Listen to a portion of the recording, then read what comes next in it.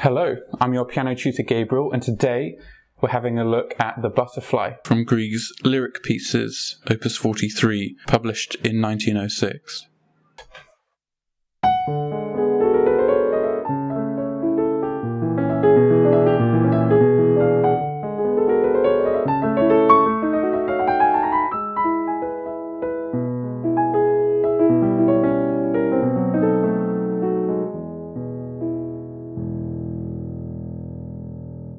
I mean, a beautiful piece, an elegant piece, like so many in this opus of the lyric suites and later. It's in a rounded binary, although later he would experiment with a kind of proto-sonata form, playing with binary, of course, being the embryo that sonata form came from, the rounded binary. But this piece is quite simple for us. It's just in a rounded binary. So that's an A section. Then we have the B section, which has new material, B, with a recap of A at the end. This also has a nice coda. And the A section is repeated, but the B section is written out as repeats. But it's just a standard rounded binary form. And there's not actually that much going on.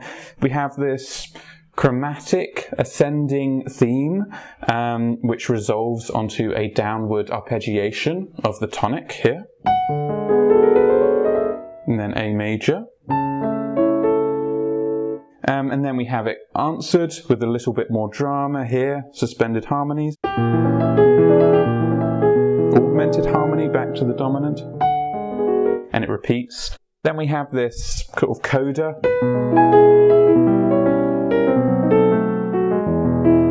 With its chromatic descending sixths up on the top. And then we have our middle section that has some more material in it and some modal inflections. But because there's not that much going on, it makes it easier for us to learn the notes, but it actually makes it harder for us because we're so exposed. So in the piece, there's only 2 lines. Sometimes the top line will be answered with chords, but really it's a kind of written out, it's similar to the style of a kind of arpeggiated prelude from the Baroque period, where there are more parts harmonically, they're just implied within the figuration. Although sometimes we will have chords, we will have simultaneities. But even the hands aren't always playing at the same time. Very rarely they actually do. So we'll go through the whole piece and have a look at that. But all this means, the simplicity of the material, the transparency of the texture means that we're exposed. So to keep the sound elegant, floating, to really evoke the butterfly, we're going to have to put our work in with some slow practice and make sure our technique is all up to scratch. So we're going to start at the beginning and go through the whole piece. Like I said, we start with our opening theme here. So this here is a chromatic scale followed by arpeggiation down. One thing, big problems I've had with students and even some performances, you hear it, is speeding up through the chromatic run up. So we want to hear 2, 3, 4. But we don't want to emphasize those beats. We want to feel it go through the whole bar. We want to be floating like a butterfly. So here, we'd reach down with our second finger, finger 2, as we come down. So that's 5, 2, 1, 2, 1, 2, 3, 1, 2, 3 on the E. We reach up 5 on the A, 5, 3, 2, 1. Now here for the second one we can reset with our thumb. It's accented. Usually we don't want a heavy thumb, but here it's actually to our advantage. And we can even slow down, bring it back a little bit as we come back to that dominant harmony. So here, slow practice will really help you. What we want is an evenness of our tone. So we're not feeling any note stronger than the other, and we're being lifted up, right, on this gust of air. So slow practice. And just focus every tone at the same dynamic. We can add a little crescendo to it once we have the evenness of our tone. Jumping down with the 2 helps that. I've seen some people come down with their thumb and slide up onto the A. I wouldn't advise that. There are some cases where that can work. Here I wouldn't. But if you have small hands and that stretch between the 5 and the 2 is just a bit uncomfortable for you, I would, you can do that. But just be really, really vigilant of your thumb, that when we slide down, we're not overemphasizing the A. In the left hand, the fingering I'm using here is 5, 3, 2, 1. Again, if you have smaller hands and this extended reach, right, of the octave and a third here with the middle tones is a little awkward for you. I've seen some people, they do it 5, 2, 1, and they come over. They roll their hand over. But either way, again, we want the evenness of tone, and if you can, make it one motion. So nice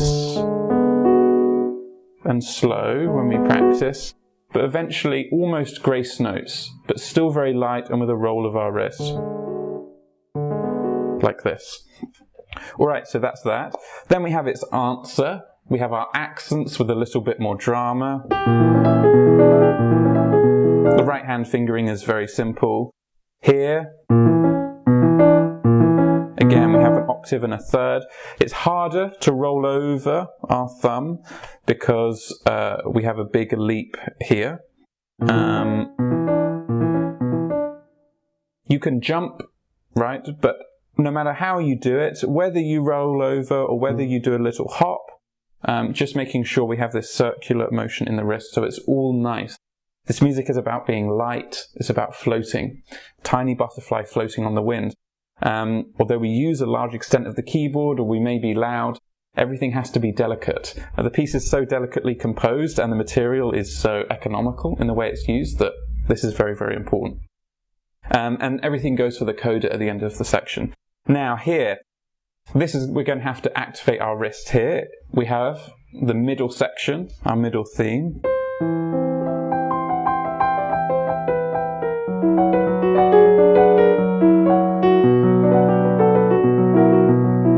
So here, things we have to think about when we start here.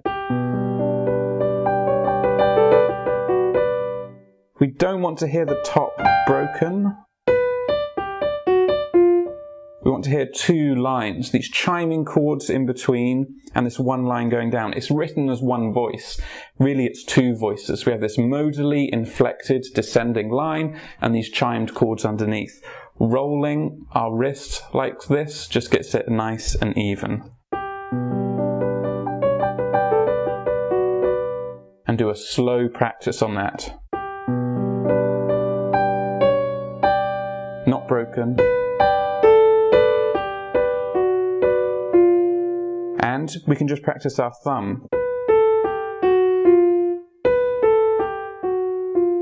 to give it the real feeling of an independent voice on its own. Alright, fantastic. Now, at the end of this, we have this tiny little codetta. Here, what I've chosen to use, actually use the sostenuto pedal for the bottom. So Grieg marks it with one pedal for the whole bar, but you may notice in the score there's this, what is it, a 16th note rest after the second. So we're here, and then 16th note rest. So what does that mean? I mean, in Debussy, when you see that rest in the bass, it usually means to clear the pedal. He's marked the pedal throughout. Obviously, it's entirely clear what we want rhythmically. We have this ascending gesture, and then it's echo. It's delicate imitation, an octave up. But we want to sustain the harmony throughout. So we can half pedal it. I kind of do a half pedal, but what I also do is I hold down the sostenuto. So this chord down here, it's down on the sostenuto, and then, and what's nice about this is we can have this harmony sustained up here, and we lift our pedal off slowly, and we still have these pitches ringing down below. That's extended. That's a kind of extended piano technique, but I think it really captures this ephemeral, floating feeling. that we have in the piece. Now, the second theme is exactly the same, the second version of the B theme, the variant, otherwise it's just transposed up. So we start on C instead.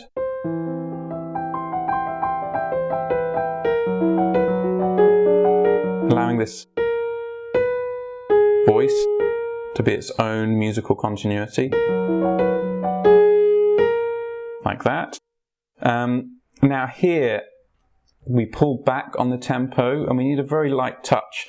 And this is very characteristic of Grieg, not just the modal inflections, but we sort of pause, at a dramatic pause the music is suspended, and we have a harmony on minor chords, a theme, a cadence. There's a pause, there's a shift, and it repeats exactly the same in a major key. Sometimes he does it the other way around. This is a kind of trademark and innovation of him. So we want to pull back because suddenly there's a sweetening and a softening to this. You know, we have the harmony here with this, and then this gorgeous sort of suspended dominant harmony over a tonic pedal. Second time. So we want to pull back on that. You can hear this in so many of his pieces, for example, his string quartet. There's just these, I think it's 3 or 4 fortissimo, multi-string chords, and then they repeat. They switch major to minor. So that's a very special moment, and we want to give it its due. The tempo's pulling back here. Now, we're crescendoing back to the recap. Pulling back. Here, very dramatic. Now here we have a third at the top in the main theme, but here it's more dissonant with a second. I choose to break this, just to give an independence to the two lines. And here, that's dramatic enough for us, that simultaneity. When we come up, I break the chord just to soften this second here, very, very slightly, a slight bit of rhythmic displacement.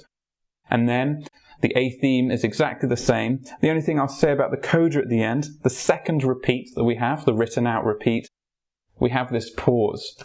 So I can't number the amount of recordings I've heard that don't give this pause its due. It's half of an entire bar, so it's 2 beats. We don't need to hear the whole thing. You can cut it short a little bit, but it needs to be a real dramatic interruption. And we're at a high dynamic, and we're decrescendoing, and then when it rejoins, we're soft. So just as we're tumbling down the keyboard, this constant motion is interrupted, we're floating, enjoy the silence, and then we come back. So for example at the end.